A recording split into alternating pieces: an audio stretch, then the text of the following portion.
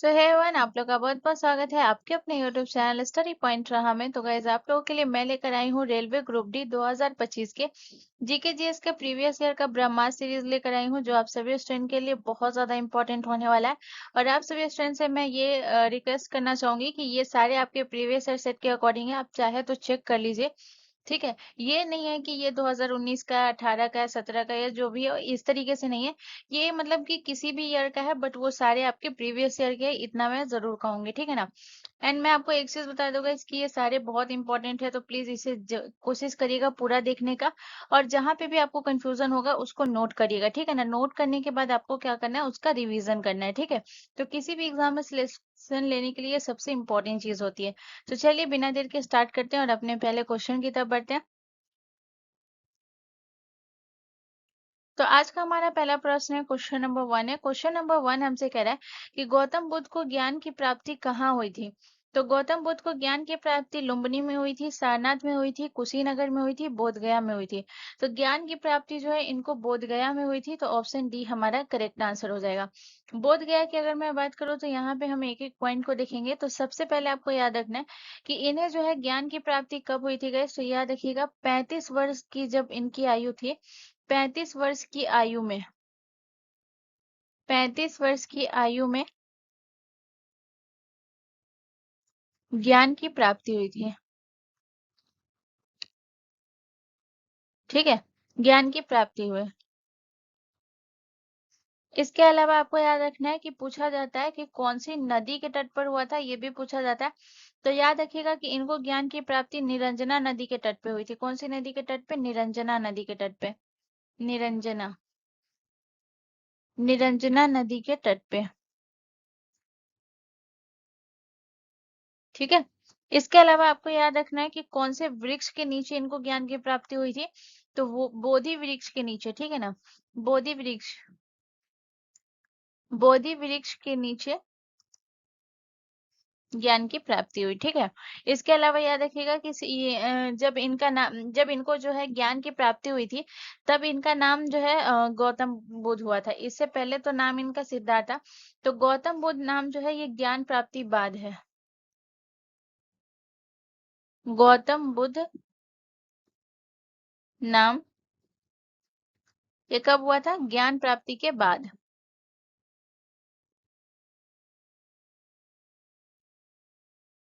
ज्ञान प्राप्ति के बाद। और एक ये भी पूछा जाता है कि इनके ज्ञान प्राप्ति का जो है प्रतीक क्या है। ठीक है ना। तो ये भी याद रखिएगा, अगर आपसे पूछा जाए ज्ञान प्राप्ति का प्रतीक क्या है, ज्ञान प्राप्ति का प्रतीक, तो याद रखिएगा ज्ञान प्राप्ति का प्रतीक हुआ बोधि वृक्ष। बोधि वृक्ष। इसके अलावा हम थोड़ा सा बात कर लेते हैं गौतम बुद्ध के बारे में। तो यहाँ पे जो है सबसे इम्पोर्टेंट याद रखिएगा जन्म के बारे में। इनका जन्म कब और कहाँ हुआ था। तो याद रखिएगा इनका जन्म हुआ था लुम्बिनी में। लुम्बिनी में इनका जन्म हुआ था। इसके अलावा याद रखिएगा कि इनका जन्म जो है लुम्बिनी में हुआ था, कब हुआ था। तो इनका जन्म लुम्बिनी में 563 ईसा पूर्व में हुआ था। ठीक है ना। 563 ईसा पूर्व। और याद रखिएगा लुम्बिनी जो है वर्तमान में अभी कहाँ पे है, तो नेपाल में है। ये भी याद रखिएगा, पूछा गया था एक बार प्रीवियस ईयर में कि लुम्बिनी जो है गौतम बुद्ध का जन्म लुम्बिनी में हुआ था, तो वर्तमान में अभी कहाँ है, तो याद रखिएगा ये नेपाल में। ठीक है। इसके अलावा आपको गौतम बुद्ध के जन्म का हो गया। इसके बाद आपको याद रखना है कि इनका जो जन्म हुआ था कौन से कुल में हुआ था। ठीक है ना। तो अगर आपसे कुल पूछा जाए कि कौन से कुल में इनका जन्म हुआ था, तो याद रखिएगा शाक्य कुल में। शाक्य कुल में इनका जन्म हुआ था। इसके अलावा याद रखिएगा इन्हें क्या कहा जाता था, इन्हें लाइट ऑफ एशिया कहा जाता था। Light of Asia, light of Asia कहा जाता है। ठीक है। तो इतना पॉइंट आपको याद रखना है, जो कि बहुत ज्यादा इंपॉर्टेंट है। चलिए नेक्स्ट क्वेश्चन की तरफ। अगला क्वेश्चन हमारा क्वेश्चन नंबर 2 है गाइस। क्वेश्चन नंबर 2 हमसे कह रहा है कि महापद्मनंद ने किस वंश की स्थापना की थी। तो महापद्मनंद ने जो है कौन सी वंश की, नंद वंश की, हर्यक वंश, गुप्त वंश या फिर कन्या वंश। तो गाइस इसका जो करेक्ट आंसर हो जाएगा वो हो जाएगा ऑप्शन ए, हमारा करेक्ट आंसर हो जाएगा। महापद्मनंद ने जो है ये नंद वंश की स्थापना की थी, तो ऑप्शन ए हमारा करेक्ट हो जाएगा। इसके अलावा अगर मैं बात करूँ गाइस, तो यहाँ पे आपको नंद वंश याद रखना है कि नंद वंश के जो है संस्थापक तो महापद्मनंद हो गए, ठीक है। इसके बाद याद रखिएगा कि नंद वंश की जो है राजधानी कहाँ थी, राजधानी, ठीक है। तो याद रखिएगा इसकी राजधानी थी पाटलिपुत्र, पाटलिपुत्र जो कि वर्तमान में कहाँ है गाइस, तो याद रखिएगा वर्तमान में जो है ये आपका हो गया बिहार में है।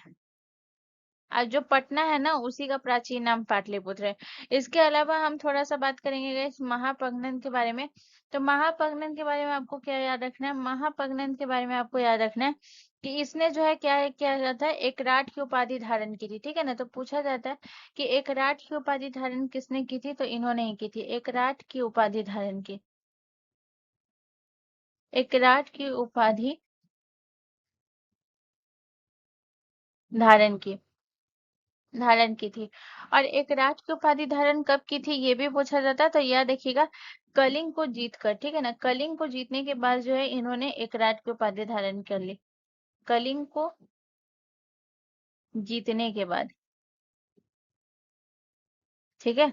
कलिंग को जीतने के बाद एक राज की उपाधि धारण कर ली। इसके बाद आपको याद रखना है हर्यक वंश, ठीक है ना। तो हर्यक वंश भी बहुत इंपॉर्टेंट है। तो हर्यक वंश के बारे में आपको क्या याद रखना है कि हर्यक वंश के संस्थापक कौन है। याद रखिएगा हर्यक वंश के जो संस्थापक है वो है बिंबिसार।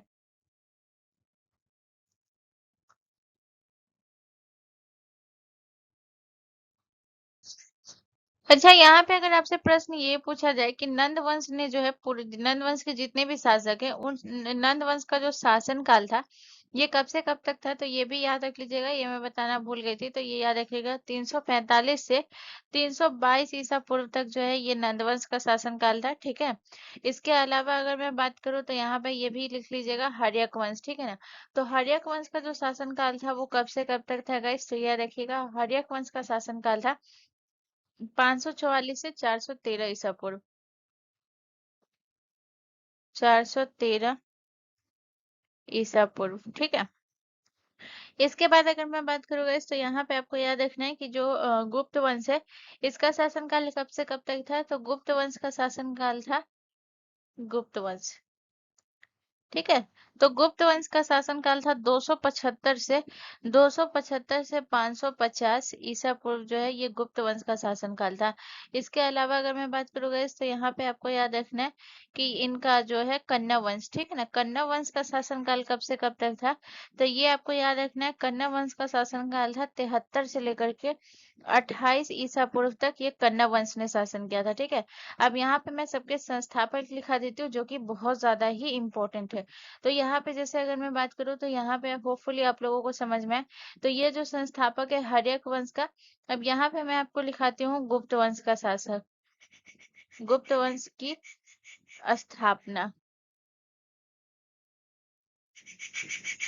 ठीक है। तो गुप्त वंश की स्थापना किसने की थी गाइस, तो ये आपको ध्यान रखना है गुप्त वंश की स्थापना श्री गुप्त ने की थी, श्री गुप्त, ठीक है। इसके बाद ये पहला पॉइंट हो गया।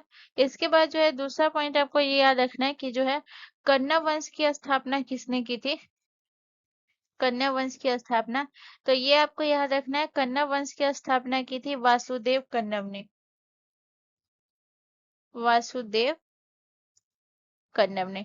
और हाँ एक चीज और याद रखिएगा कि नंद वंश की स्थापना के बाद जो है ये किस वंश का शासन आया था, तो नंद वंश की स्थापना के बाद जो है मौर्य वंश का शासन आया था, ये भी याद रखिए समाप्ति के बाद, ठीक है ना। नंद वंश का जब समाप्त हुआ था तो किस वंश की स्थापना हुई थी, मौर्य वंश की, जिसके संस्थापक थे चंद्रगुप्त मौर्य, ठीक है।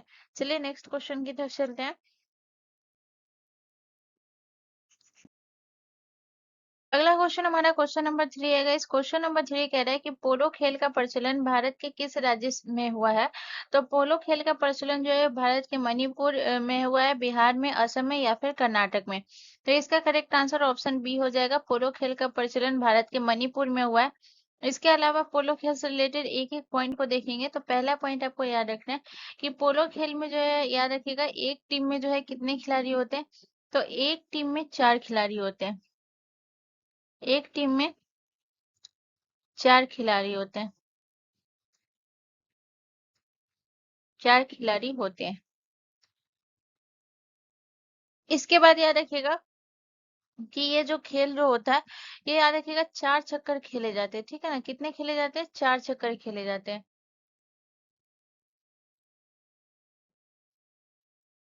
4 चक्कर खेले जाते हैं। और 4 चक्कर खेले जाते हैं तो प्रत्येक चक्कर का अवधि जो है ये कितना मिनट होता है? तो प्रत्येक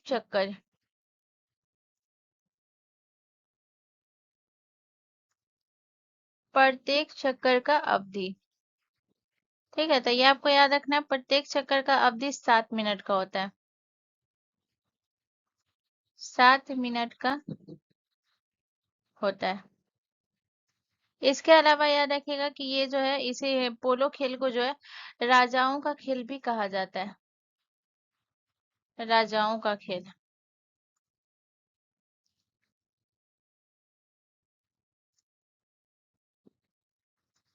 राजाओं का खेल कहा जाता है। इसके बाद अगर मैं बात करूँ गाइस, तो याद रखिएगा कि जो है पोलो खेल से जो संबंधित कप है वो कौन कौन सा है? तो जैसे अगर मैं बात करूँ एजार कप। एजार कप जो है ये किससे संबंधित है? पोलो खेल से संबंधित है एजार कप। इसके बाद याद रखिएगा राधा मोहन कप, ये भी इसी से संबंधित है। इसके अलावा अगर मैं बात करूँ तो और कौन सा हो गया गाइस, तो याद रखिएगा Raja Mohan cup, Radha Mohan cup. Cup पूरा लिख लीजिए, ठीक है ना? Radha Mohan cup, Ezra cup. Prithvi Pal Singh cup जो है ये भी किससे संबंधित है? इससे, पोलो से। पृथ्वी पाल सिंह कप, ठीक है। इसके बाद हम बात करेंगे पोलो खेल के मैदान के बारे में, ठीक है ना? इसका मैदान जो है, इसकी लंबाई और चौड़ाई कितनी है ये भी याद रखिएगा। तो पोलो खेल के मैदान की अगर मैं बात करूँ तो मैदान की लंबाई, ठीक है, मैदान की लंबाई कितनी है इससे याद रखिएगा, 275 मीटर जो है ये मैदान की लंबाई है, ठीक है। इसके अलावा अगर मैं चौड़ाई की बात करूँ तो इसकी चौड़ाई कितनी है इस मैदान की? तो 146 मीटर जो है इस मैदान की चौड़ाई है, ठीक ना? 146 मीटर। इसके अलावा अगर मैं बात करूँ कि इसमें जो है और पोलो खेल में जो है कौन कौन सा शब्द यूज होता है, ये भी बहुत इंपॉर्टेंट है, पूछा जाता है। तो पोलो में जो शब्द यूज होते हैं, तो पहले याद रखिएगा गोल। गोल जो है ये वर्ड जो है पोलो में यूज होता है, ठीक है। इसके बाद अगर मैं बात करूँ तो ऑफ साइड। ऑफ साइड भी जो है ये पोलो में यूज होता है, ठीक है, ऑफ साइड। इसके बाद याद रखिएगा नियर साइड, ये भी पोलो में यूज होता है, नियर साइड, ठीक है। इसके बाद आपको याद रखना है थ्रो इन, ये भी पोलो में यूज होता है, थ्रो इन। और इसके बाद याद रखिएगा हुक। ये सारे वर्ड जो है ये किस में यूज होते हैं? पोलो में यूज होते हैं। तो ये वर्ड भी आपको याद रखना है, ये भी बहुत इंपॉर्टेंट है, ठीक है। चलिए अब हम नेक्स्ट क्वेश्चन की तरफ चलते हैं। अगला क्वेश्चन हमारा क्वेश्चन नंबर 4 है गाइस। क्वेश्चन नंबर 4 हमसे कह रहा है कि 2.5 दिन के झोपड़ा का निर्माण दिल्ली सल्तनत के किस शासक ने किया था? तो 2.5 दिन की झोपड़ा का निर्माण जो है इल्तुतमिश ने, कुतुबुद्दीन ऐबक ने, गयासुद्दीन बलबल ने या फिर अलाउद्दीन खिलजी ने। तो इसका करेक्ट आंसर हो जाएगा ऑप्शन आपका बी, करेक्ट आंसर हो जाएगा, कुतुबुद्दीन ऐबक ने 2.5 दिन के झोपड़ा का निर्माण करवाया था। इसके अलावा अगर मैं बात करूँ तो याद रखिएगा कि जो कुतुबुद्दीन ऐबक हैं, इनसे रिलेटेड एक एक पॉइंट को देखेंगे। तो सबसे पहले हम इनका शासनकाल देखेंगे कि कुतुबुद्दीन ऐबक का शासनकाल कब से कब तक था गाइस। तो याद रखिएगा कुतुबुद्दीन ऐबक का शासनकाल था 1206 में जो है, मोहम्मद गौरी जब उनकी मृत्यु हुई थी तो उनका कोई उत्तराधिकारी नहीं था, तो कुतुबुद्दीन ऐबक को उन्होंने पाला था। तो उसके बाद जो है इन्होंने गद्दी पे इन्हीं को बैठाया गया था, कुतुबुद्दीन ऐबक को। तो इन्होंने ही, अगर पूछा जाए कि गुलाम वंश का संस्थापक कौन है, तो कुतुबुद्दीन ऐबक, ठीक है। तो सबसे पहले शासन काल याद रखिएगा 1206 से लेकर के 1210 तक इसने शासन किया था। इसके अलावा ये कौन से वंश का संस्थापक था? तो कुतुबुद्दीन ऐबक जो है याद रखिएगा ये गुलाम वंश का संस्थापक था। गुलाम वंश का संस्थापक। यानी गुलाम वंश का पहला शासक कौन था गाइस? तो याद रखिएगा ये था कुतुबुद्दीन ऐबक। इसके बाद अगर मैं बात करूँ गाइस तो याद रखिएगा ये जो है अम, लाख बख्श इनको कहा जाता था, क्योंकि ये लाखों का दान करते थे, ठीक है ना। तो लाख बख्श जो है दिल्ली सल्तनत के किस शासक को कहा जाता था? लाख बख्श कहा जाता था, ठीक है। इसके अलावा अगर मैं बात करूंगा तो यहाँ पे आपको याद रखना है कि इनका जन्म और मृत्यु कब हुआ था, ये भी याद रख लीजिएगा, ठीक है। तो जन्म तो नहीं पूछा जाता है, बहुत रेयर चांस है, लेकिन हाँ इनकी मृत्यु पूछी जाती थी कि मृत्यु जो है तो इनका कब हुआ था। तो पहले जन्म लिख लीजिएगा। जन्म इनका हुआ है 1150 ईस्वी में, इनका जन्म हुआ है, ठीक है। और इसके अलावा अगर मैं बात करूंगा तो याद रखिएगा तुर्किस्तान में इनका जन्म हुआ था। लेकिन मृत्यु इनका बहुत इंपॉर्टेंट है, याद रखिएगा। मृत्यु क्यों इंपॉर्टेंट है? क्योंकि ये जो है इनका मृत्यु हुआ था 1210 में। अब पूछा जाता है कि 1210 में जो इनका मृत्यु हुआ था, तो याद रखिएगा पोलो खेलते समय। पोलो खेलते समय दिल्ली सल्तनत के किस शासक का मौत हुआ था? तो पोलो खेलते समय जो है कुतुबुद्दीन ऐबक का, ठीक है। इसके अलावा अगर मैं बात करूं,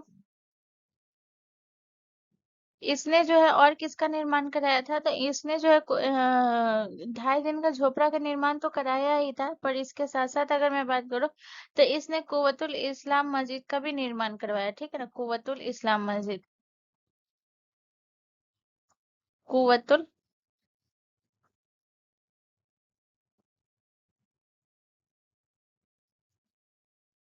कुव्वतुल इस्लाम मस्जिद।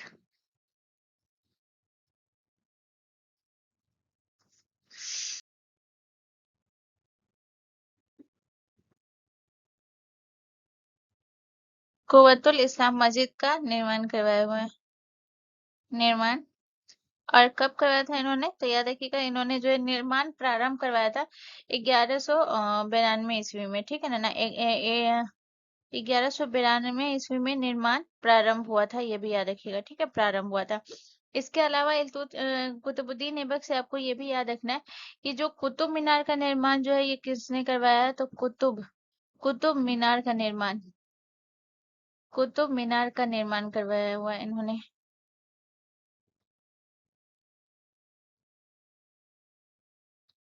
ठीक है। कुतुब मीनार का निर्माण करवाया हुआ है इन्होंने। इसके अलावा याद रखिएगा कि इन्होंने जो है कुतुब मीनार का निर्माण कब हुआ था? तो ये हुआ था 1199 ईस्वी में कुतुब मीनार का निर्माण हुआ था। और याद रखिएगा इसको पूरा किसने करवाया था? तो कुतुब मीनार का निर्माण जो है ये सिर्फ इन्होंने जो है एक मंजिल करवाया था, लेकिन इसको जो है कुतुब मीनार को पूर्ण करवाया था इल्तुतमिश ने, इल्तुतमिश ने। तो देखिए यहाँ पे मैं आपको एक चीज बताती हूँ कि जो कुतुब मीनार था ना उसका निर्माण जो है इन्होंने स्टार्ट करवाया था कुतुबुद्दीन ऐबक ने, लेकिन सिर्फ एक मंजिल निर्माण करवाया था। लेकिन जो है कुतुब मीनार का निर्माण जब पूरा किया था तो ये किसने किया था? इल्तुतमिश ने। और इसको जो है कितना 4 मंजिला बनवाया था, ठीक है ना। 4 मंजिला बनवाया। और उसके बाद जो है फिर जो है चौथी मंजिल जो है ये नष्ट हो गई थी बिजली के कारण। तो फिर इसके बाद जो है इसका निर्माण दोबारा से निर्माण नहीं कह सकते, उसको ठीक करवाया था फिरोज तुगलक ने, ठीक है ना, चौथी मंजिल का। तो ये आपको ध्यान रखना। इसके बाद एक मंजिल भी ये बनवाया था शायद। तो ये भी एग्जाम में पूछा जाता है, यहाँ पे जगह नहीं है इसलिए मैं नहीं लिखा रही हूँ। तो यहाँ पे आप नोट कर लीजिएगा कि कुतुब मीनार का निर्माण कुतुबुद्दीन ऐबक ने जरूर करवाया था, लेकिन एक मंजिल इसको पूर्ण किसने करवाया था? इल्तुतमिश ने। और फिर जब बिजली की गिरने की वजह से चौथा मंजिला नष्ट हो गया था तो इसको ठीक किसने करवाया था? फिरोज तुगलक ने। और फिर एक और मंजिल बनवाई थी, 5वीं मंजिल, ये भी याद रखिएगा। इसके बाद अगर मैं बात करूँ तो कुतुब मीनार को जो है यूनेस्को में भी शामिल किया गया। तो इसे यूनेस्को में कब शामिल किया गया है? तो याद रखिएगा इसे यूनेस्को में 1993 में शामिल किया गया, 1993 में शामिल किया गया। तो ये भी आपको याद रखना है, ठीक है। चलिए नेक्स्ट क्वेश्चन की तरफ।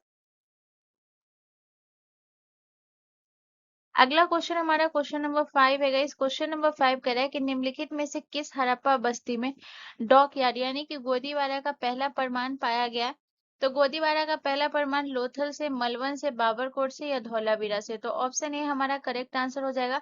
लोथल से हमें गोदीवारा का पहला परमाणु मिला है। सबसे पहले अगर मैं बात करूं कि ये हड़प्पा सभ्यता का जो लोथल है, इसकी खोज कब हुई है गाइस, तो ये आपको याद रखना है। इसकी खोज हुई थी 1954 में, इसकी खोज हुई थी लोथल की। और किसने की थी गाइस, तो याद रखिएगा ये तो रंगनाथ राव ने जो है इनकी खोज की थी, लोथल की।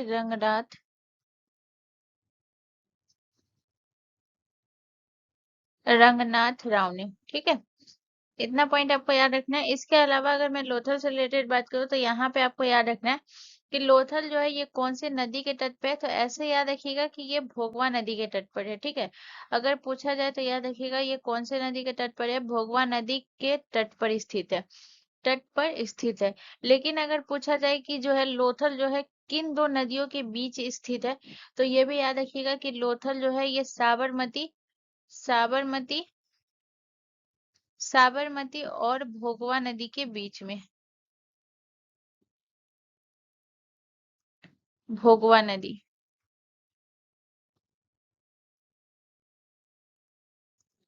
भोगवा नदी के बीच में स्थित है, ठीक है। इसके अलावा अगर मैं बात करूँ गैस, तो यहाँ पे आपको याद रखना है कि जो लोथल है गैस, यहाँ से डॉकयार्ड मिला है, ठीक है ना। तो आइए, जो डॉकयार्ड जो मिला है यानी कि गोदीवारा जो है, कैसा गोदीवारा मिला था, तो याद रखिएगा आयताकार, आयताकार गोदीवारा मिला था। आयताकार गोदीवारा मिला था।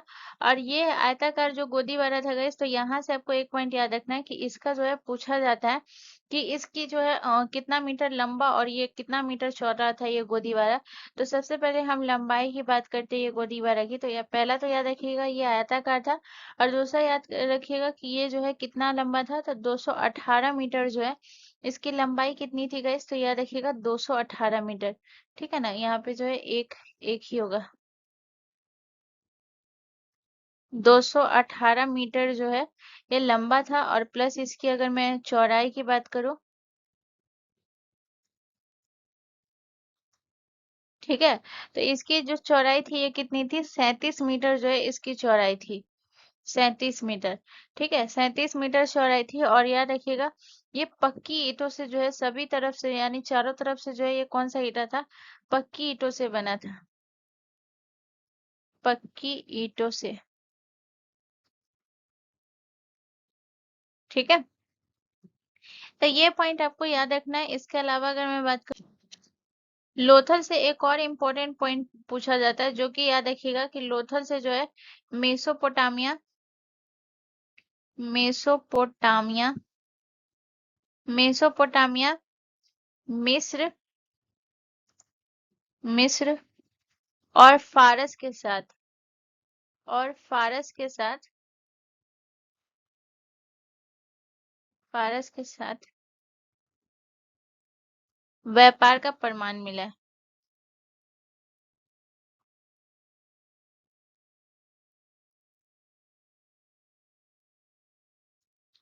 ठीक है। तो ये भी याद रखिएगा। चलिए नेक्स्ट क्वेश्चन की तरफ। अगला क्वेश्चन हमारा क्वेश्चन नंबर 6 है। क्वेश्चन नंबर 6 कह रहा है कि भारत में चिश्ती सिलसिले को किसने स्थापित किया। तो चिश्ती सिलसिले को स्थापित किसने किया था, तो हजरत निजामुद्दीन औलिया ने, ख्वाजा कुतुबुद्दीन बख्तियार काकी ने, ख्वाजा मैनुद्दीन चिश्ती ने, या फिर अमीर खुसरो ने। तो ऑप्शन सी हमारा करेक्ट आंसर हो जाएगा। चिश्ती सिलसिले को किसने स्थापित किया था, ख्वाजा मैनुद्दीन चिश्ती ने। इसके अलावा अगर मैं बात करूँ तो इनसे रिलेटेड एक एक पॉइंट याद रखेंगे। सबसे पहले याद रखिएगा कि ख्वाजा मैनुद्दीन चिश्ती जो है ये भारत में कब आए थे, तो 1192 ईस्वी में जो है, याद रखिएगा कहाँ आए थे, भारत आए थे, भारत आए। इसके अलावा आपको याद रखना है कि इनका जो दरगाह है वो कहाँ है, तो याद रखिएगा अजमेर शरीफ में जो है इनका दरगाह स्थित है,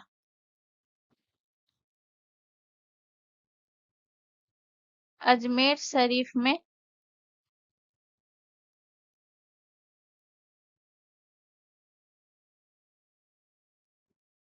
दरगाह स्थित है।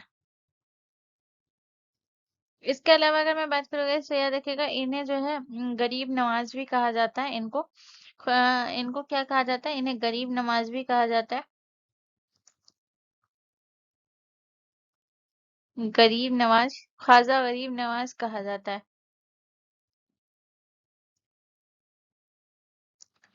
गरीब नवाज मतलब क्या होता है? तो गरीब नवाज मतलब होता है गरीबों का सहारा। गरीबों का सहारा, ठीक है। इसके अलावा अगर मैं बात करूँ तो यहाँ पे आपको याद रखना है कि ये जो है पूछा जाता है कि जो इनके शिष्य थे वो शिष्य कौन थे। तो ये जो है शिष्य।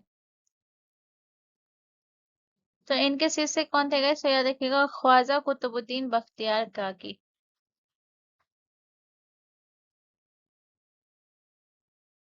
ख्वाजा कुतुबुद्दीन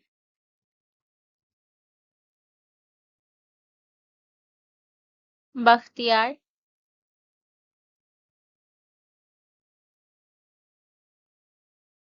काकी, ठीक है। तो इतना पॉइंट आपको याद रखना है और याद रखिएगा निजामुद्दीन औलिया के शिष्य कौन थे? तो अमीर खुसरो, ठीक है ना। अमीर खुसरो जो है याद रखिएगा ये कौन थे गाइस? तो याद रखिएगा निजामुद्दीन औलिया के शिष्य थे। निजामुद्दीन निजामुद्दीन औलिया के शिष्य थे।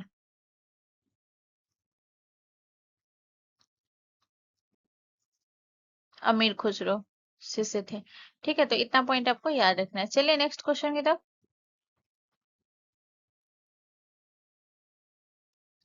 अगला क्वेश्चन हमारा क्वेश्चन नंबर 7 है गाइस। क्वेश्चन नंबर 7 कह रहा है कि कौन लिबरल पार्टी के टिकट पर ब्रिटिश संसद हाउस ऑफ कॉमन्स के लिए चुने जाने वाले पहले भारतीय थे? यानी कि लिबरल पार्टी के टिकट पर ब्रिटिश संसद में हाउस ऑफ कॉमन्स के लिए चुने जाने वाले पहले भारतीय कौन थे?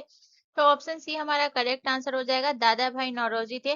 दादा भाई नौरोजी के बारे में आपको एक एक पॉइंट याद रखना है। जैसे अगर मैं बात करूँ तो यहाँ पे आपको याद रखना है कि भारतीय राष्ट्रवाद का पितामह, और याद रखिएगा और इन्हें जो है भारत के ग्रैंड ओल्ड मैन के नाम से भी जाना जाता है। तो अगर आपसे प्रश्न पूछा जाए कि भारत के ग्रैंड ओल्ड मैन किसे कहा जाता है, तो ये दादा भाई नौरोजी को। तो पहले ये भी लिख लीजिएगा कि इन्हें जो है भारतीय राष्ट्रवाद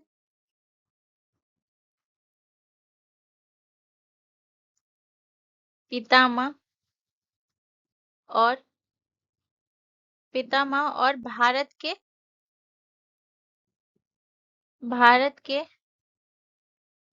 ग्रैंड ग्रैंड ओल्ड मैन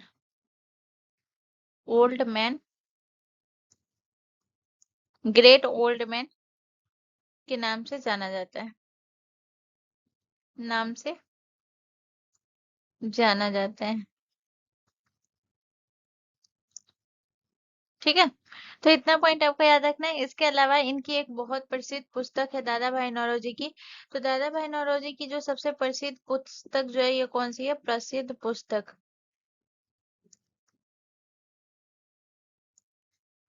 तो ये आपको याद रखना है, दादा भाई नौरोजी की प्रसिद्ध पुस्तक है poverty and un British rule in India. Poverty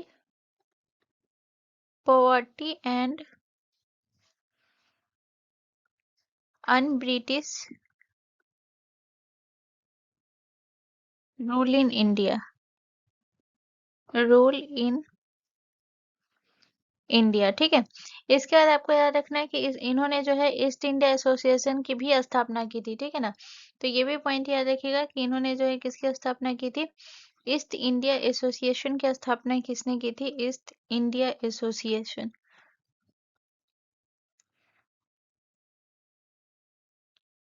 east India association की स्थापना की थी। और इन्होंने स्थापना कब की थी गाइस? तो याद रखिएगा 1867 में की थी, ठीक है। चलिए नेक्स्ट क्वेश्चन की तरफ। अगला क्वेश्चन हमारा क्वेश्चन नंबर 8 है गाइस। क्वेश्चन नंबर 8 हमसे कह रहा है कि निम्नलिखित में से लोहा किस अयस्क से निर्मित होता है? तो लोहा जो है हेमेटाइट से, बॉक्साइट से, सेफेराइट से या फिर मोनोजाइट से। तो इसका करेक्ट ऑप्शन ए हमारा करेक्ट आंसर हो जाएगा, हेमेटाइट से। याद रखिएगा कि जो लोहा होता है ये कितने अयस्क से निर्मित होता है? तो ये टोटल 4 प्रकार के होते हैं, ठीक है ना। 4 प्रकार के होते हैं। ये 4 प्रकार के कौन-कौन से होते हैं? तो पहला आपको याद रखना है हेमेटाइट। हेमेटाइट, ठीक है ना? हेमेटाइट के बारे में आपको क्या याद रखना है? इसमें जो है लगभग जो है 60 से 70% जो है लोहे की मात्रा होती है। तो ये याद रखिएगा, हेमेटाइट में जो है 60 से 70%, ठीक है ना? 60 से 70% लोहे की मात्रा होती है। लोहे की मात्रा होती है। इसके अलावा हेमेटाइट हो गया। इसके बाद आपको याद रखना और कौन सा है, 4 प्रकार का होता है। तो मैग्नेटाइट।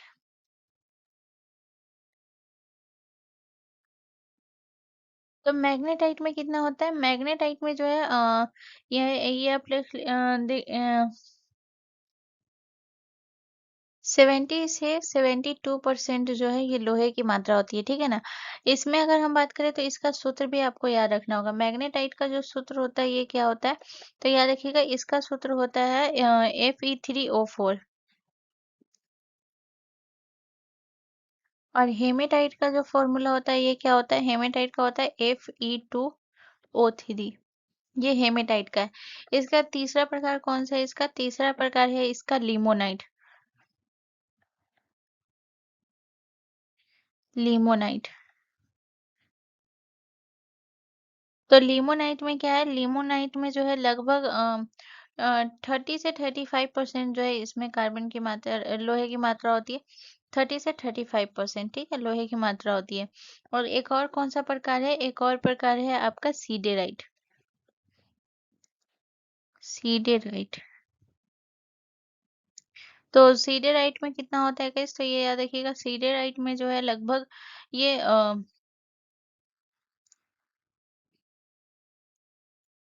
30 से 35%। और जो लिमोनाइट में है ना, ये 40 to 45% है, ठीक है ना? लिमोनाइट में कितना है? 40 से 45% है, तो इसको करेक्ट कर लीजिएगा। लिमोनाइट में है 40 से 45%। और सीडेराइट में है 30 से 35%। और इसका जो फॉर्मूला होता है सीडेराइट का, वो क्या होता है गाइस? याद रखिएगा, FeCO3। FeCO3। इसके बाद अगर मैं बात करूँ तो यहाँ पे आपको नोट करना है कि जो बॉक्साइट जो अयस्क है, तो बॉक्साइट अयस्क से क्या निर्मित होता है? तो क्या बनता है? तो एल्युमिनियम जो प्राप्त होता है वो कौन से अयस्क से प्राप्त होता है? बॉक्साइट से, ठीक है ना? तो इससे क्या प्राप्त होता है? इससे होता है एल्यूमिनियम। एल्यूमिनियम। एल्यूमिनियम, ठीक है। इसके बाद अगर मैं बात करूँ, ये जो है आपका स्फेराइट से जो है ये क्या प्राप्त होता है? इससे जस्ता प्राप्त होता है। इस अयस्क से क्या प्राप्त होता है? जस्ता। और इसके बाद एक बच जाता है मोनोजाइट। मोनोजाइट से क्या प्राप्त होता है? तो मोनोजाइट से होता है, आपको याद रखना है, थोरियम। थोरियम किस अयस्क से प्राप्त होता है? मोनोजाइट से, ठीक है। चलिए नेक्स्ट क्वेश्चन की तरफ। अगला क्वेश्चन हमारा क्वेश्चन नंबर 9 है। क्वेश्चन नंबर 9 कह रहा है कि मालाबार पाक कला किस भारतीय राज्य से संबंधित है? तो मालाबार तमिलनाडु से, कर्नाटक से, केरल से या फिर हिमाचल प्रदेश से? तो मालाबार जो है याद रखिएगा, ये किससे है? इसका करेक्ट आंसर हो जाएगा केरल से, ठीक है ना? ऑप्शन सी हमारा करेक्ट आंसर हो जाएगा। इसके बाद अगर मैं बात करूँ, चंबा रुमाल जो है ये कहाँ का है? तो चंबा रुमाल जो हो गया, ये हो गया, ये आपके चंबा रुमाल, ये हिमाचल प्रदेश का हो गया, ठीक है, प्रसिद्ध कला। इसके बाद याद रखिएगा, तमिलनाडु का हो गया टोडा कढ़ाई। टोडा कढ़ाई। टोडा कटाई से अब ये भी याद रखिएगा कि जो तमिलनाडु का नीलगिरी पर्वत है, यहाँ पे टोडा जनजाति निवास करता है। तो यहाँ से भी आप चीज याद रख सकते हैं, ठीक है। इसके बाद अगर मैं इसकी बात करूँ कर्नाटक की, तो कर्नाटक की जो कसूती कढ़ाई होती है, खासकर ये साड़ी पर जो होती है कसूती, ये कसूती कढ़ाई जो है बहुत ज्यादा प्रसिद्ध है, ठीक है ना? कसूती कढ़ाई। और केरल का तो है मालाबार। अब जैसे अगर मैं बात करूँ, जैसे गुजरात हो गया, बिहार हो गया, तो इस सब जगह पे जो है कौन सा होता है? गुजरात हो गया, इसका याद रखिएगा, बिहार हो गया,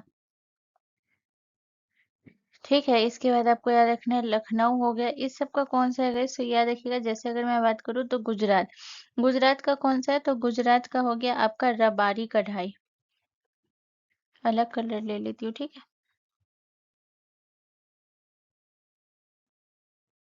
रबारी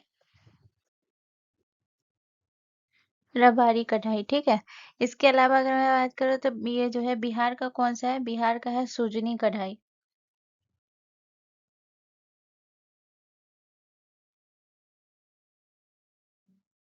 और लखनऊ का कौन सा है, लखनऊ का हो गया आपका चिकनकारी।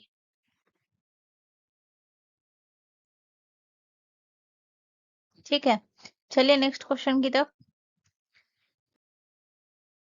अगला क्वेश्चन हमारा क्वेश्चन नंबर 10 है। क्वेश्चन नंबर 10 कह रहा है कि निम्नलिखित में से किस मुगल सम्राट ने अंग्रेजों को बंगाल कर मुक्त व्यापार की सुविधा प्रदान की है। तो ये कौन थे गाइस, तो याद रखिएगा फर्रुख सियार, ठीक है ना, इन्होंने ही किया था। ऑप्शन सी हमारा करेक्ट आंसर हो जाएगा। अंग्रेजों को जो है बंगाल कर मुक्त जो है व्यापार करने की जो सुविधा प्रदान की थी वो फर्रुख सियार ने की थी, ठीक है ना, इसीलिए इसे मूर्ख बादशाह भी कहा जाता है। याद रखिएगा यहाँ पे आपको क्या याद रखना है कि 1717 में जो है ईस्ट इंडिया कंपनी ईआईसी को एक शाही फरमान जारी किया था इन्होंने। शाही फरमान जारी किया था, ठीक है।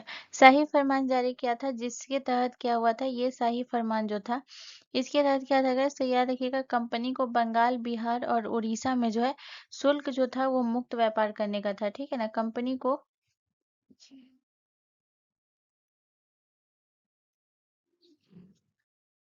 को बंगाल बिहार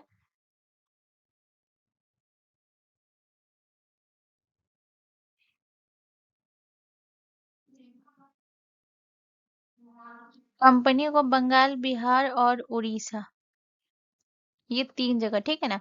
इसने पूरा में नहीं किया था लेकिन ये तीन जगह बंगाल बिहार और उड़ीसा में जो है इन्होंने क्या किया था, शुल्क को जो है मुक्त व्यापार का ये कर दिया था, शुल्क मुक्त व्यापार,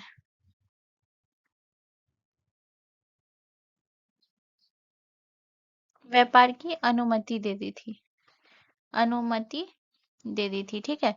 तो इसके बाद जो है और इसके बदले इन्होंने क्या किया था कि जो 3000 का जो वार्षिक शुल्क था वो कंपनी को सिर्फ देना था, वार्षिक शुल्क, ठीक है ना।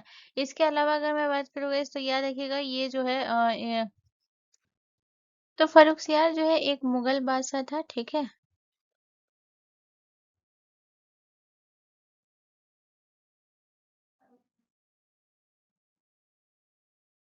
फर्रुखसियार जो है एक मुगल बादशाह था और इन्होंने जो है याद रखिएगा इन्होंने जो है शासन कब किया था, कब से कब तक इनका शासनकाल था गाइस, तो याद रखिएगा इनका शासनकाल था फर्रुखसियार का 1713 से 1719 ईस्वी तक।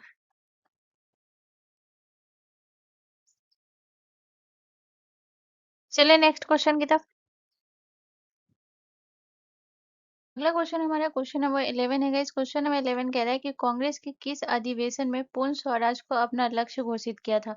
तो कांग्रेस के कौन से अधिवेशन में, लाहौर, कलकत्ता, बेलगाम या फिर बनारस। तो गाइस इसका जो करेक्ट आंसर है वो है ऑप्शन ए, हमारा करेक्ट आंसर हो जाएगा लाहौर अधिवेशन में, ठीक है। इसके बाद अगर मैं बात करूँ गाइस तो याद रखिएगा ये जो है कौन सा अधिवेशन था, लाहौर। तो लाहौर का जो ये अधिवेशन था ये 45वां अधिवेशन था, ये भी पॉइंट आपको याद रखना है, ठीक है। कौन सा अधिवेशन था, 45वां अधिवेशन था। और इस अधिवेशन की अध्यक्षता जो है ये किस कौन कर रहे थे, तो इस अधिवेशन के जो अध्यक्ष थे वो थे हमारे जवाहरलाल नेहरू, जवाहर जवाहरलाल नेहरू, ठीक है। इसके बाद अगर मैं बात करूँ कि ये जो लाहौर अधिवेशन हुआ था ये कब हुआ था, 1929 में ये लाहौर अधिवेशन हुआ था, ठीक है। तो ये पॉइंट आपको याद रखना और इसी अधिवेशन में जो है पूर्ण स्वराज को अपना लक्ष्य घोषित किया था, ये भी पॉइंट आपको याद रखना है। इसके अलावा अगर मैं बात करूँ कलकत्ता अधिवेशन, तो ये अधिवेशन कब हुआ था, 1886 में ये अधिवेशन हुआ था, कलकत्ता अधिवेशन। और इसके अध्यक्ष कौन थे गाइस, याद रखिएगा ये थे दादा भाई नौरोजी जो है इस अधिवेशन की अध्यक्षता कर रहे थे। अगर मैं कलकत्ता अधिवेशन की बात करूँ तो 1886 में हुआ था और अध्यक्ष कौन थे, तो अध्यक्ष थे दादा भाई नौरोजी,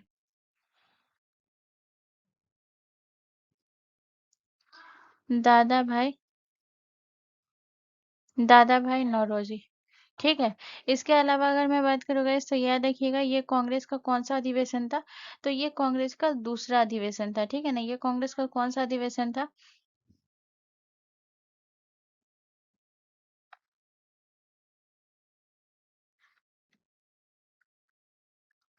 दूसरा अधिवेशन था। इसके अलावा अगर मैं बात करूँ गाइस बेलगाम का, तो बेलगाम अधिवेशन बहुत इंपॉर्टेंट है, इससे पूछा जाता है क्योंकि इसमें जो अध्यक्ष थे वो थे कौन थे? ये अध्यक्ष थे गांधी जी, ठीक है ना। अध्यक्ष कौन थे? महात्मा गांधी जो है ये अध्यक्ष थे, ठीक है, गांधी जी। इसके बाद याद रखिएगा ये जो है कांग्रेस का कौन सा अधिवेशन था? बेलगाम अधिवेशन कब हुआ था? 1924 में हुआ था और ये कांग्रेस का 40वां अधिवेशन था, ये भी याद रखिएगा, ठीक है। बहुत इंपॉर्टेंट पॉइंट सब लिखा रही हूँ, सारे नोट करते हुए आपको चलना है, ठीक है। ये हो गया। इसके बाद अगर मैं बात करूँ तो एक और पॉइंट आपको याद रख लेना है, एक बनारस का।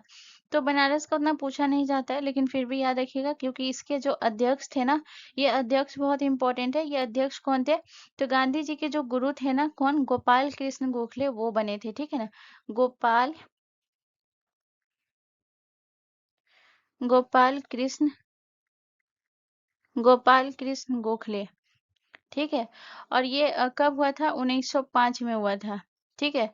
और ये कौन सा अधिवेशन था? 21वां अधिवेशन था,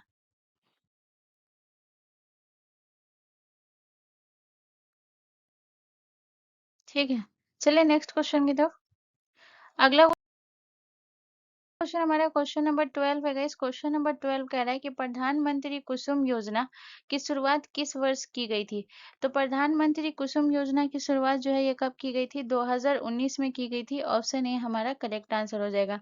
इसके अलावा अगर हम बात करें कि इस योजना का जो है उद्देश्य क्या था, प्रधानमंत्री कुसुम योजना का उद्देश्य क्या था, तो इस योजना का उद्देश्य था ऊर्जा और जल सुरक्षा प्रदान, ठीक है ना। इस योजना का उद्देश्य क्या था? इस योजना का उद्देश्य था ऊर्जा और जल सुरक्षा जल सुरक्षा प्रदान। इसके अलावा अगर हम बात करें और कौन सा था, इसके बाद जो है और भी मैं योजना बता रही हूँ जो इम्पोर्टेंट है। पहला आपको याद रखना है बेटी बचाओ बेटी पढ़ाओ। बेटी बचाओ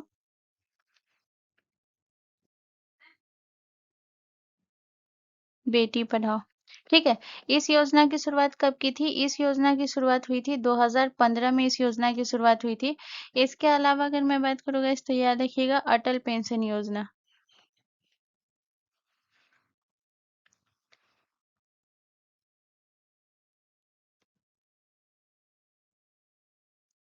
अटल पेंशन योजना की शुरुआत कब हुई थी? ये भी योजना की शुरुआत 2015 में हुई थी, ठीक है। इसके बाद अगर मैं बात करूँगा तो याद रखिएगा जनधन योजना। जनधन योजना की शुरुआत कब हुई थी? जनधन योजना की शुरुआत कब हुई थी? जनधन योजना की शुरुआत 2014 में हुई थी। और इसके बाद अगर मैं बात करूँ प्रधानमंत्री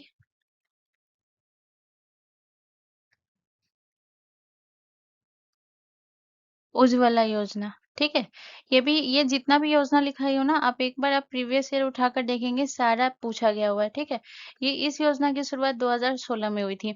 तो ये सारे बहुत इंपॉर्टेंट है, इसे याद रखिएगा। चलिए नेक्स्ट क्वेश्चन की तरफ। अगला क्वेश्चन हमारा क्वेश्चन नंबर 13 है गाइस। क्वेश्चन नंबर 13 कह रहा है कि किस वेद में गोत्र शब्द का प्रयोग हुआ था?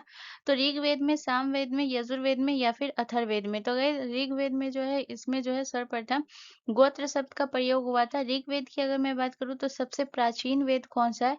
तो सबसे प्राचीन वेद जो है ये ऋग्वेद है। प्राचीन वेद कौन सा है? ऋग्वेद है।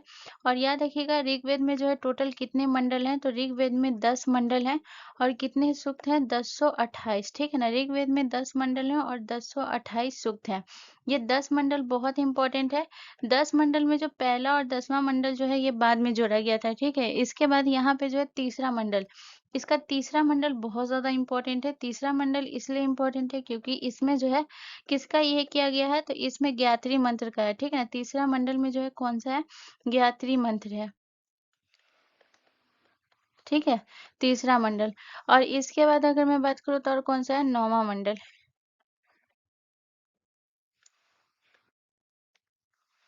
नौवां मंडल, ठीक है। नौवां मंडल कौन सा है? नौवां मंडल इसमें जो है किसका है? तो नौवां मंडल में जो है ये सोम के बारे में है। और ये तीसरा मंडल में जो है गायत्री मंत्र है, ठीक है। इसके बाद याद रखिएगा इसमें जो है कुछ नदियों के बारे में कहा गया। जैसे कि अगर मैं बात करूँ गाइस तो याद रखिएगा ये पूछा जाता है कि ऋग्वेद में सबसे पवित्र नदी किसे माना जाता था? तो सबसे पवित्र नदी जो माना जाता था, पवित्र नदी, ऋग्वेद की सबसे पवित्र नदी कौन-सी थी? सरस्वती नदी। सरस्वती नदी बहुत इम्पोर्टेंट है, इसे क्या कह के संबोधित किया गया था? सरस्वती नदी, ठीक है? सरस्वती नदी। तो इसे नदी तमा कहा गया था, माते तमा कहा गया था, तो पूछा भी गया था आपके प्रीवियस ईयर में कि नदी तमा, माते तमा जो है ये किसे कहा गया था? और देवी तमा, तो ये सरस्वती नदी को कहा गया था, यानी कि इसका अर्थ होता है अच्छी माँ, अच्छी देवी और अच्छी नदी कौन थी? तो वो सरस्वती नदी थी, ठीक है? तो इसे ये कह के संबोधित किया गया था। इसके बाद जो है सबसे ज़्यादा उल्लेख किस नदी का है? तो याद रखिएगा सिंधु नदी का जो है ऋग्वेद में सबसे ज़्यादा उल्लेख किया गया, ठीक है ना? सिंधु नदी का उल्लेख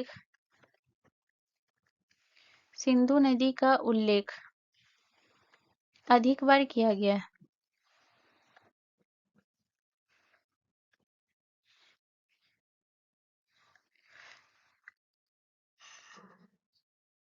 सिंधु नदी का उल्लेख अधिक बार किया गया और इसके बाद याद रखिएगा एक बार, सिर्फ एक बार जो है ये गंगा नदी का उल्लेख किया गया।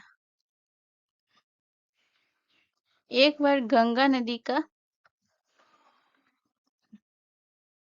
उल्लेख किया गया, उल्लेख किया गया। ठीक है? और यहाँ पे ये याद रख लीजिएगा कि यमुना नदी का उल्लेख जो है ये कितनी बार किया गया? 3 बार किया गया। तो यहाँ पे लिख लीजिएगा 3 बार यमुना नदी का उल्लेख है।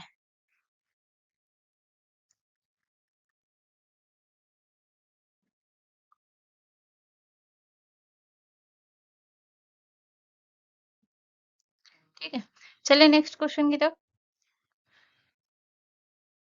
अगला क्वेश्चन हमारा क्वेश्चन नंबर 14 है गाइस। क्वेश्चन नंबर 14 कह रहा है कि कौन सी मिट्टी भारत के पूर्वी तथा पश्चिमी तटों पर पाई जाती है? तो कौन सी मिट्टी पाई जाती है गाइस? तो याद रखिएगा लेटेराइट मिट्टी पाई जाती है। ऑप्शन डी हमारा करेक्ट आंसर हो जाएगा। लेटेराइट मिट्टी की अगर मैं बात करूँ तो ये गर्म और आर्द्र जलवायु में जो है सबसे ज्यादा पाई जाती है। तो यहाँ की जो ये क्या कैसा होता है? गर्म और आर्द्र जलवायु होती है। यहाँ की जलवायु यानी कि क्लाइमेट कैसी होती है? गर्म और आर्द्र जलवायु।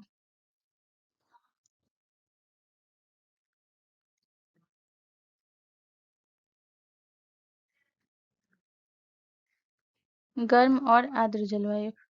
इसके अलावा अगर मैं बात करूँ गाइस तो याद रखिएगा ये जो है इस मिट्टी में जो लेटेराइट मिट्टी में होती है ना लॉ लॉ ऑक्साइड की मात्रा बहुत ज़्यादा अधिक होती है। यानी कि लॉ ऑक्साइड जो है ये अधिक मात्रा में होती है।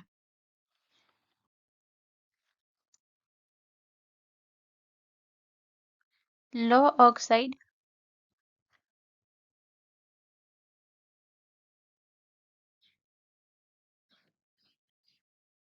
अधिक मात्रा में होती है।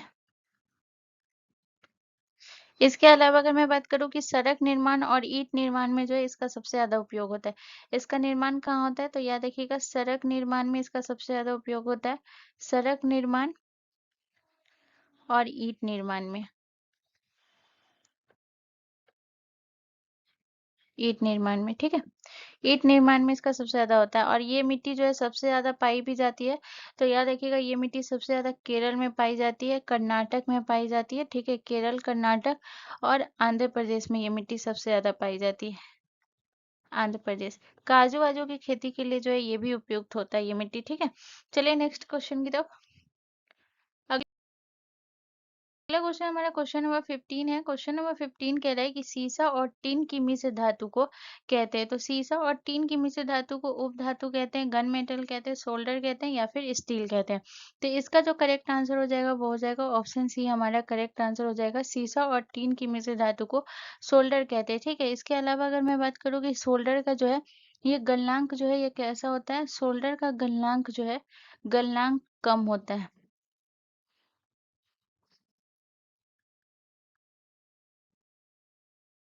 और याद रखिएगा इसे गलनांक कम होता है इसी वजह से जो है ये आसानी से पिघल भी जाता है। आसानी से पिघल जाता है।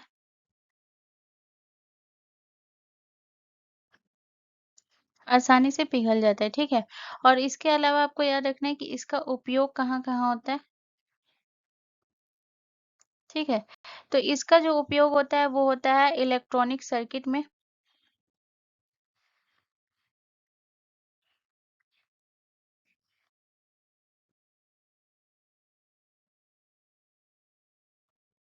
इसके बाद याद रखिएगा तारों को जोड़ने में।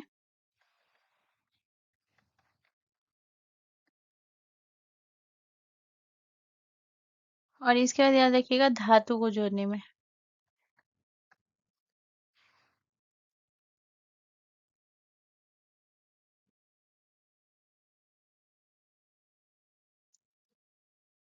ठीक है। तो सीसा और टिन की मिश्र धातु को सोल्डर कहते हैं।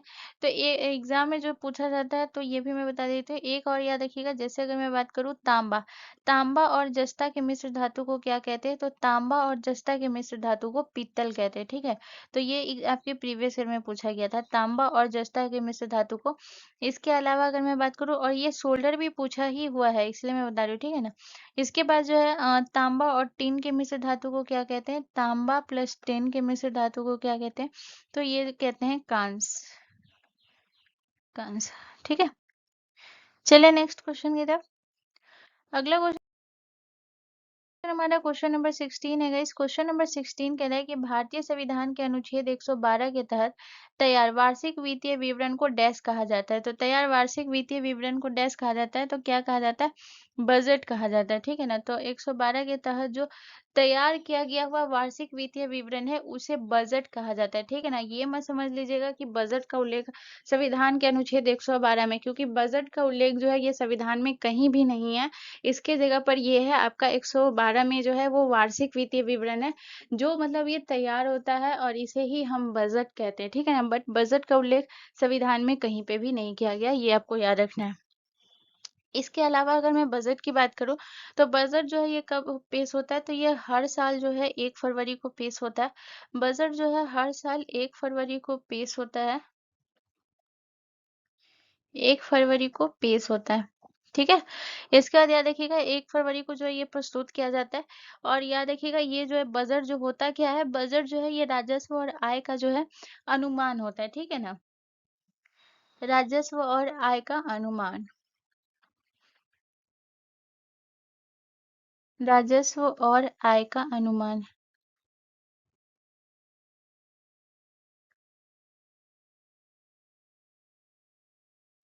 ठीक है।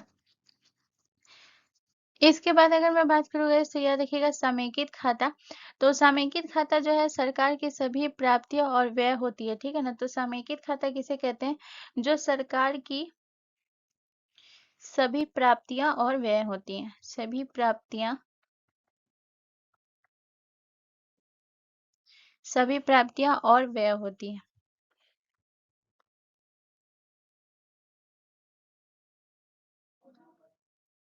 ठीक है। इसके बाद अगर मैं बात करूँगा तो यहाँ पे आपको याद रखना है कि जो आपका सार्वजनिक खाता होता है, ये क्या होता है? ये अनुदान के बिना प्राप्त धन जमा जो होता है, उसे हम क्या कहते हैं? उसे हम सार्वजनिक खाता कहते हैं। ठीक है ना। सार्वजनिक खाता किसे कहते हैं? तो ये होता है अनुदान के बिना प्राप्त धन जमा। अनुदान के बिना, समझ पाइएगा। ठीक है ना। अनुदान के बिना प्राप्त धन जमा। ठीक है। याद रखिएगा। इसके बाद अगर मैं बात करूँ तो याद रखिएगा और कौन सा हो गया? एक हो गया आपका राजस्व खाता बच गया। तो राजस्व खाता क्या कहता है? राजस्व खाता यानी कि राजस्व प्राप्ति और व्यय शामिल होता है, उसे राजस्व खाता कहते हैं। राजस्व प्राप्तियां और व्यय शामिल होता है।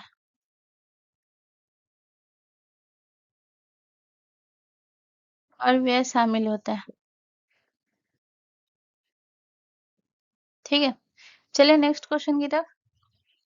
अगला क्वेश्चन हमारा क्वेश्चन नंबर 17 है। क्वेश्चन नंबर 17 कह रहा है कि निम्न में से कौन सी 1991 में भारत सरकार द्वारा अपनाई गई प्रमुख वैश्वीकरण रणनीति है?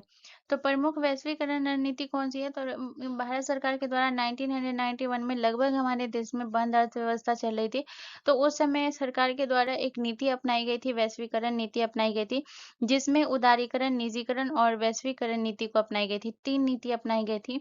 3 नीति कौन-कौन सी नीति अपनाई गई थी? उदारीकरण, उदारीकरण, निजीकरण, निजीकरण, और कौन सी नीति अपनाई गई थी? वैश्वीकरण।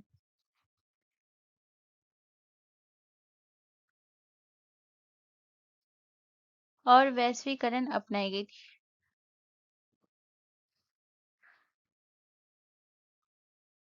ठीक है, जिसमें इसके तहत जो है इस नीति को अपनाया गया था, तो इसके तहत जो है बहुत सारा चीज हुआ था, जैसे कि इसमें सबसे इम्पोर्टेंट चीज था जो कि था आयात शुल्क को घटाया गया था। तो पूछा जाता है कि कौन सी इसमें, तो जो 1991 की जो रणनीति थी, इसमें क्या हुआ था, आयात शुल्क को घटाया गया था। ठीक है, तो यहाँ पे जो है ऑप्शन क्या बोला है कि उच्च निर्यात शुल्क लगाना, उच्च आयात शुल्क लगाना, आयात प्रतिस्थापन, औद्योगिकरण, या फिर व्यापार बाधाओं को कम करना और विदेशी निवेश को प्रोत्साहित करना। तो ऑप्शन जो है डी करेक्ट आंसर हो जाएगा। आयात शुल्क को क्योंकि हटा घटाया गया था, इसका सबसे बड़ा कारण था यही कि विदेशी निवेश को जो है प्रोत्साहित करना था, सबसे ज्यादा इस पे फोकस किया गया था। ठीक है, चलिए नेक्स्ट क्वेश्चन की तरफ। अगला क्वेश्चन हमारा क्वेश्चन नंबर 18 है गाइस। क्वेश्चन नंबर 18 कह रहा है कि कृषि को बढ़ावा देने के लिए मोहम्मद बिन तुगलक ने कौन से नए मंत्रालय की स्थापना की थी। तो दीवाने अर्श की थी, दीवाने अमीर कोई की थी, दीवाने इंसा की, या फिर दीवाने रिसालत की। तो इसका करेक्ट आंसर हो जाएगा ऑप्शन बी, हमारा करेक्ट आंसर हो जाएगा। ठीक है, नए मंत्रालय की जो स्थापना की थी किसको, कृषि को बढ़ावा देने के लिए, तो वो दीवाने अमीर कोई की। इसके बाद अगर मैं दीवाने अर्श की बात करूँ, तो ये जो था ये जो सैन्य विभाग था ना, ये दीवाने अर्ज था। सैन्य विभाग यानी कि सैन्य की भर्ती, वेतन, ये सब से संबंधित सैन्य विभाग। इसका दीवाने इंसा जो था ये क्या था गाइस, तो दीवाने इंसा जो था ये जो है शाही पत्रचार और या फिर जो है शाही सचिवालय आप कह सकते हैं। शाही शाही सचिवालय, शाही सचिवालय। ठीक है, इसके बाद अगर मैं दीवाने रिसालत की अगर मैं बात करूँ, तो ये जो था ये विदेश भाग विभाग से संबंधित था। ठीक है, विदेश विभाग यानी ये विदेशी मामलों से संबंधित था, विदेशी विभाग था। सॉरी, विदेशी नहीं, विदेश विभाग। ठीक है, तो ये हो गया। इसके बाद अगर मैं बात करूं, जैसे अब एक और याद रख लीजिएगा, एक और पूछा जाता है, कौन सा था हाँ, दीवाने विजारत।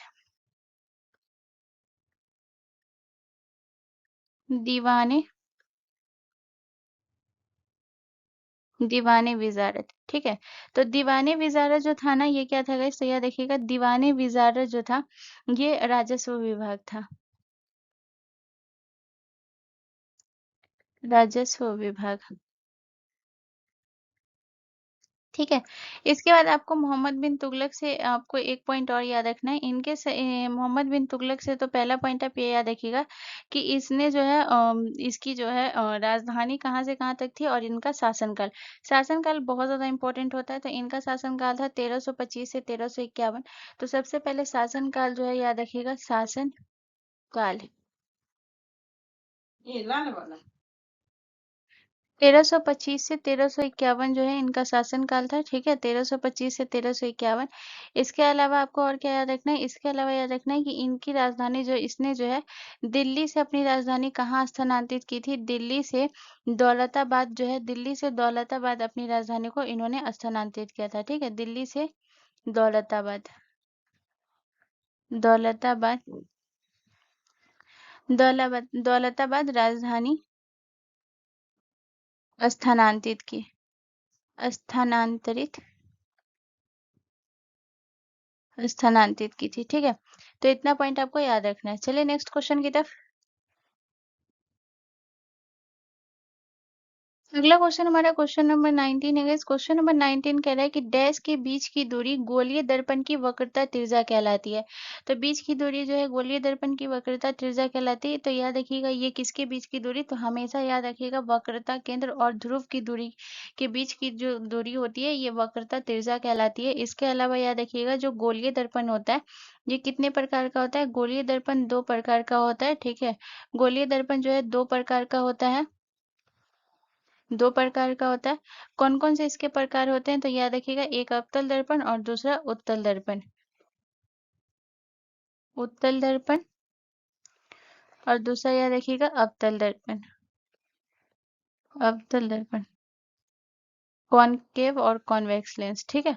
इसके बाद अगर मैं बात करूँ गाइस, तो यहाँ पे आपको याद रखना है कि जो है इन दर्पण के जो है 3 मुख्य बिंदु होते हैं, ये हमेशा याद रखिएगा। इन दोनों दर्पण के जो है याद रखिएगा, इन दर्पणों के कितने मुख्य बिंदु होते हैं? इन दर्पणों के 3 मुख्य बिंदु होते हैं। 3 मुख्य बिंदु होते हैं, ठीक है। तो 3 मुख्य बिंदु होते हैं, तो कौन-कौन से 3 मुख्य बिंदु होते हैं? एक होता है आपका ध्रुव हो जाता है, एक क्या होता है? एक ध्रुव होता है, दूसरा क्या होता है? दूसरा होता है वक्रता केंद्र, वक्रता, और तीसरा कौन सा है? मुख्य फोकस,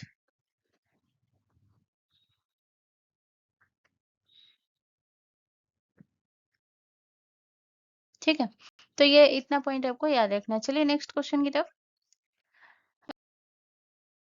अगला क्वेश्चन हमारा क्वेश्चन नंबर 20 है गाइस। क्वेश्चन नंबर 20 कह रहा है कि आर्य समाज की स्थापना स्वामी दयानंद सरस्वती द्वारा डैश में की गई थी। तो आर्य समाज की स्थापना जो है ये कहाँ की गई थी? तो मतलब डैश में की गई थी, तो यानी ये कब की गई थी? तो याद रखिएगा 1875 में स्वामी दयानंद सरस्वती ने जो है आर्य समाज की स्थापना की थी। और अगर पूछे कि कहाँ की गई थी, तो ये भी याद रखिएगा कि ये जो स्थापना की गई थी ये बॉम्बे में की गई थी। अब मुंबई हो गया, लेकिन उस टाइम बॉम्बे था, ठीक है ना। और इसका उद्देश्य क्या था ये भी याद रखिएगा। तो इसका जो उद्देश्य था वो था वेदों को सर्वोच्च धार्मिक ग्रंथ मानना, ठीक है ना। वेदों को वेदों को सर्वोच्च सर्वोच्च धार्मिक धार्मिक ग्रंथ मानना, ठीक है। तो ये याद रखिएगा। इसके बाद जो है इन्होंने जो है स्वामी दयानंद सरस्वती का एक प्रसिद्ध नारा भी है, ये भी याद रखिएगा। तो ये इनका जो है सबसे प्रसिद्ध नारा कौन सा है? तो इनका एक नारा है जो कि है वेदों की ओर लौटो, ठीक है ना। इन्होंने नारा दिया था वेदों की ओर लौटो, वेदों की ओर लौटो, ठीक है। चलिए नेक्स्ट क्वेश्चन की तरफ। अगला क्वेश्चन हमारा क्वेश्चन नंबर 21 है। क्वेश्चन नंबर 21 कह रहा है कि इनकलाब जिंदाबाद का नारा किसने दिया था? तो इनकलाब जिंदाबाद का नारा जो है ये किसने दिया था? भगत सिंह ने। तो ऑप्शन सी हमारा करेक्ट आंसर हो जाएगा। भगत सिंह ने जो है इनकलाब जिंदाबाद का नारा दिया था। और इनकलाब का मतलब, इनकलाब जिंदाबाद का मतलब होता क्या है? तो इसका मतलब है क्रांति अमर है, ठीक है ना। इनकलाब जिंदाबाद का जो है ये अर्थ क्या होता है? अर्थ, तो याद रखिएगा क्रांति अमर है, क्रांति अमर है, ठीक है। तो ये था। इसके बाद जो याद रखिएगा इन्होंने जो ये नारा दिया था ये कहाँ दिया था? तो इन्होंने जो है जो असेंबली बम का जो हुआ था ना उसी के दौरान इन्होंने ये नारा दिया था, ठीक है ना। वो भाषण में जो है इस वर्ड का बहुत ज्यादा बार यूज किया था, ठीक है। इसके बाद जो है अगर मैं चंद्रशेखर आजाद की बात करूँ, तो चंद्रशेखर आजाद का सबसे प्रसिद्ध नारा कौन सा है? तो मैं आजाद था, मैं आजाद हूँ, मैं आजाद रहूंगा। मैं आजाद था, मैं आजाद हूँ, मैं आजाद हूँ, और क्या था? और मैं आजाद रहूंगा, और मैं आजाद रहूंगा, ठीक है। तो ये याद रखिएगा। इसके बाद अगर मैं बात करूँ महात्मा गांधी का, तो महात्मा गांधी ने दिया था करो या मरो का नारा, ठीक है। महात्मा गांधी का कौन सा नारा था? करो या मरो, करो या मरो, ठीक है। इसके बाद जो है बाल गंगाधर तिलक की अगर मैं बात करूँ, तो बाल गंगाधर तिलक का कौन सा नारा था? बाल गंगाधर तिलक का था स्वराज मेरा जन्मसिद्ध अधिकार है और मैं इसे लेकर रहूंगा। स्वराज मेरा स्वराज मेरा जन्मसिद्ध अधिकार है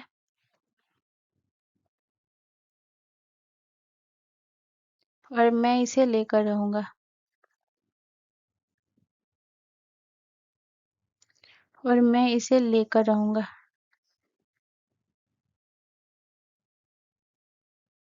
ठीक है। तो इतना पॉइंट आपको याद रखना है। चलिए नेक्स्ट क्वेश्चन की तरफ। अगला क्वेश्चन हमारा क्वेश्चन नंबर 22 है। क्वेश्चन नंबर 22 कह रहा है कि विश्व पर्यावरण दिवस कब मनाया जाता है? तो विश्व पर्यावरण दिवस 14 नवंबर को, 1 दिसंबर को, 5 जून को, या फिर 15 अगस्त को। तो गाइज इसका जो करेक्ट आंसर है वो है जो पर्यावरण दिवस है ये 5 जून को मनाया जाता है, तो ऑप्शन सी हमारा करेक्ट आंसर हो जाएगा। इसके बाद जो है विश्व पर्यावरण दिवस में जो है 2025 की थीम क्या थी? तो 2025 की थीम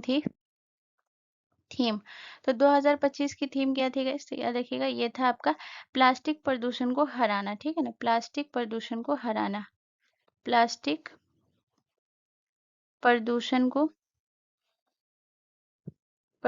को हटाना, ठीक है।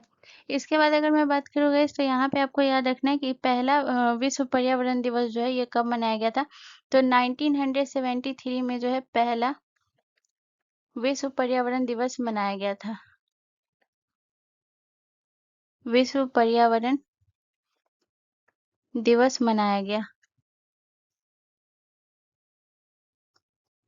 गया, ठीक है।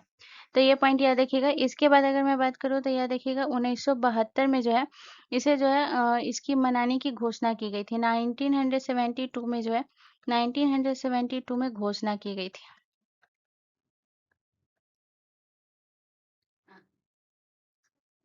इसके बाद अगर मैं 14 नवंबर की बात करूँ तो 14 नवंबर को मनाया गया था बाल दिवस, मनाया जाता है। 14 नवंबर को क्या मनाया जाता है? बाल दिवस मनाया जाता है।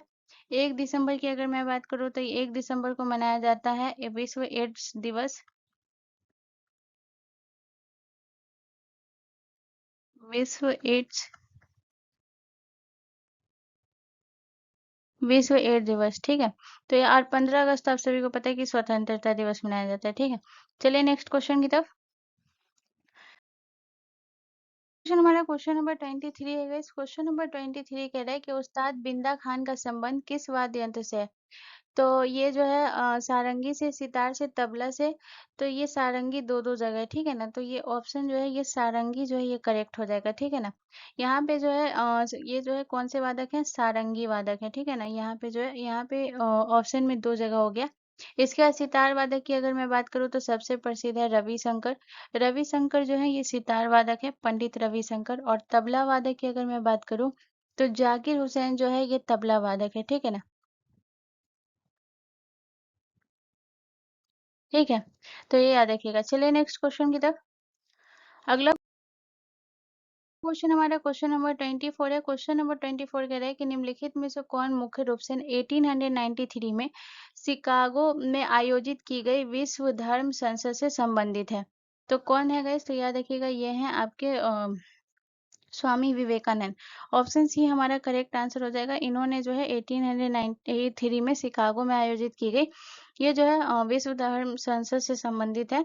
इसके अलावा अगर मैं बात करूँ तो इन्होंने रामकृष्ण मिशन की स्थापना की थी 1897 में, जो कि इनके गुरु थे रामकृष्ण परमहंस, उन्हीं के नाम पे, ठीक है ना। तो याद रखिएगा रामकृष्ण रामकृष्ण मिशन की स्थापना की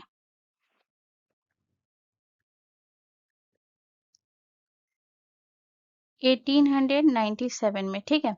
और जो कि इनके गुरु कौन थे गाइस? तो यह देखिएगा इनके गुरु थे परमहंस जो है ये गुरु थे स्वामी विवेकानंद के, ठीक है। तो ये भी याद रखिएगा। चलिए नेक्स्ट क्वेश्चन की तरफ। अगला क्वेश्चन हमारा क्वेश्चन नंबर 25 है। क्वेश्चन नंबर 25 कह रहा है कि निम्नलिखित में से कौन सा प्रोकैरियोटिक कोशिकाओं का उदाहरण है? तो प्रोकैरियोटिक कोशिका का उदाहरण कौन सा है गाइस? तो इसका करेक्ट आंसर हो जाएगा ऑप्शन ईस्ट प्लाज्मोडियम बैक्टीरिया। तो ये कौन सा करेक्ट आंसर हो जाएगा गाइस? तो याद रखिएगा ये हो जाएगा बैक्टीरिया। ऑप्शन सी हमारा करेक्ट आंसर हो जाएगा, ठीक है। तो गाइस आज का सेशन यही कंप्लीट होता है। यहाँ से रिलेटेड कोई भी कंफ्यूजन, कोई भी दिक्कत है तो आप मुझसे कमेंट करके पूछ सकते हैं, मैं उसका ज़रूर रिप्लाई करूंगी। एंड मोस्ट इंपॉर्टेंट चीज़ है, अगर ये वीडियो आपके लिए थोड़ा सा भी इन्फॉर्मेटिव था तो प्लीज़ चैनल को ज़रूर सब्सक्राइब कर लें एंड बेल आइकन पर ज़रूर क्लिक कर लें। मिलते हैं नेक्स्ट वीडियो में। जय हिंद।